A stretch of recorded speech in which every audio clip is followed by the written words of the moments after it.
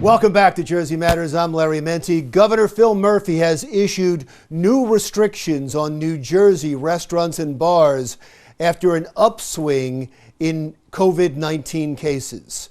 We spoke with Marilou Halvorsen, President and CEO of the New Jersey Restaurant and Hospitality Association, about the governor's action. Thanks so much for taking the time to talk to us. I know this is a really busy time for you. As a matter of fact, you just told me as we were getting ready for this, you're ready for a webinar so you can go through the new directives from the governor. What will you be telling the people you represent?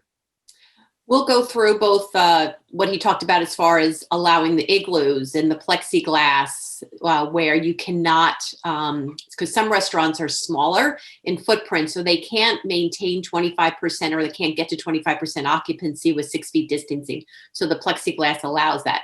We're going to go over the bar seating restrictions and everything else that came out over the last 2 days. So we're just going to brief everybody and make sure that they know what they're doing. What has the reaction been? Have you been hearing from people? You know, it's kind of mixed, to be honest with you. Some are happy that it's not a complete shutdown, which I think a lot of people were afraid of. Some of those that concentrate or have a high bar concentration certainly were a little bit more concerned. I think they would have preferred to see plexiglass allowed in front between the bartender and the patrons, the use of plexiglass that way. And then obviously the 10 o'clock curfew was particularly concerning to the wedding and banquet venue people because they're not quite sure, because you have weddings that are booked this weekend. So there's, different segments of the industry have different concerns. And 24-hour diners too. I spoke to a diner owner this week who said this is going to hurt, not so much him, it's going to hurt his employees that he can't.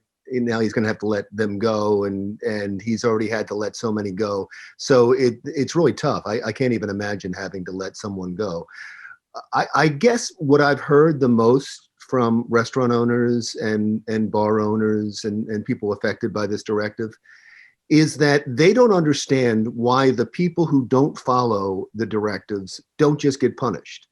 It seems that they see a picture of somebody or they hear about somebody not doing the right thing and they punish the entire industry. Are you hearing the same thing, and what's your response? Yes, and you heard a lot of that over the summer where you saw those crowded bar situations, and certainly not disparaging bars, but where there was, they weren't following the guidance. And then yet everybody gets punished. And I think that they're spot on.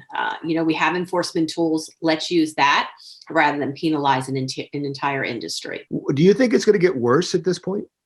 The epidemic or the closures? Both. I mean, they're related, right? Yeah, I do. I mean, unfortunately, you're seeing that across the country. You're seeing the numbers spike.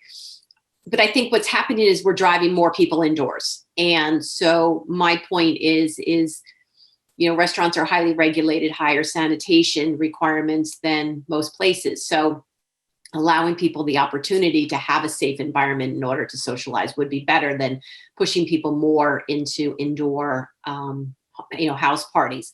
I know that a big concern is the kids are coming home from Thanksgiving. They're going to be home.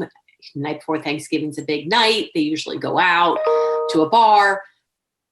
They're not going to go to a bar, but they're still going to go out. They're just going to go to somebody's home. So, until we control, I guess, the indoor activities, and I know the governor has very limited control over that, but just, continually to penalize an industry when the spikes, and I know there's some difference of opinion about where spikes are coming from. It's troubling. Have you been able to talk to the administration about your concerns, and have they taken you to heart? I had a really good conversation with his office yesterday about some of this. And obviously, as the questions come up, I hope to have a further in-depth conversation just because, for example, on that Stanford study that came out, there's a lot of things that it just doesn't make sense. We have a response to that. We've gone through it. The National Restaurant Association has gone through it. And it's, when you there's some serious holes that you can poke in it. And that's not to say that every industry is going to have cases coming out of it, but you can't just say point blank that the restaurant industry is super spreaders. It's just not factual. There's a lot of other industries, but not to say that we shouldn't be looking when there is a situation, making sure that we're doing everything to keep our employees and our guests safe. What is the state of the industry in New Jersey right now? I know the last time we spoke, you were concerned about some businesses closing up. Is that still the case? Oh yeah, more and more. So you're having businesses close. Obviously, a lot of our seasonal businesses have closed down. Whether they reopen up in the fall, not really sure. And that remains to be seen. Some that usually are year round have just closed anyway, saying they'll return in the spring or the summer. And then obviously you have a large portion that have just shut down permanently, and that number will continue to escalate. I think the biggest thing is more cash assistance, more funding for the small business community, whether it's retail or restaurants. Your Main Street businesses are so important to every community. And we appreciated the $35 million grant, but that was oversubscribed. And I know a lot of restaurants didn't get it. And, more assistance for the small business community is critical.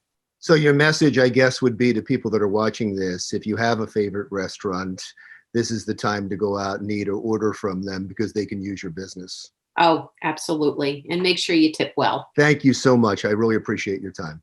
Thank you. Have a good one. Happy Thanksgiving. That was Marilou Halvorsen, President and CEO of the New Jersey Restaurants and Hospitality Association. When we come right back, we're going to talk with one New Jersey diner owner who has a message for the governor. Keep New Jersey open. That's next.